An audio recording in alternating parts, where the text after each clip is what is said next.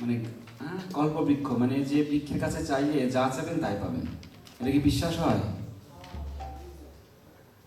আমরা যেন কখনো আমাদের এই মেটেরিয়াল নলেজ, জাগতিক জ্ঞান দিয়ে যেন এই সব শাস্ত্রের শ্লোক বা আধ্যাত্মিক কথাকে বিচার না করি। যদি আমাদের মনে কখনো সন্দেহ হয় তাহলে আমাদের অপরাধ হয় যে শাস্ত্রে এই কথাটা আছে। যেমন এই জগন্নাথ লীলায় আছে গীতা পান্ডা, তিনি ভগবান একটা শ্লোক, গীতার শ্লোক কেটে দিয়েছিলেন, তো ভগবানের জিহ্বা কেটে গিয়েছিল। তো এই যে কল্প বৃক্ষ বৈষ্ণব, তাদের কাছে যা চাওয়া যায় তাই পাওয়া যায়।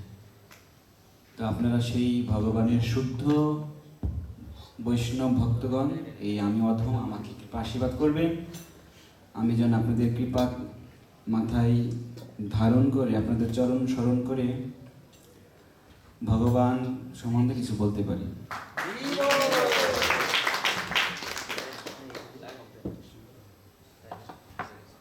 হরে কৃষ্ণ।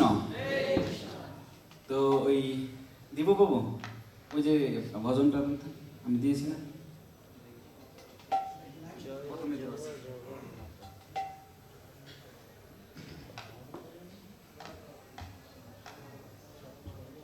হ্যাঁ।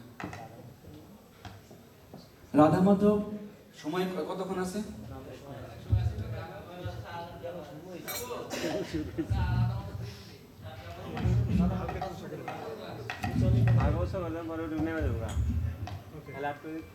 ওকে ওকে।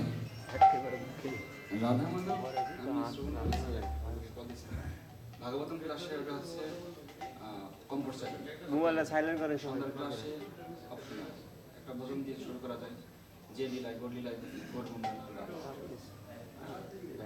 এই জন্য আমি যদি টাইমিং তো হবে না, পরে দেখা গেল সমস্যা নাই, আপনার যতগুলো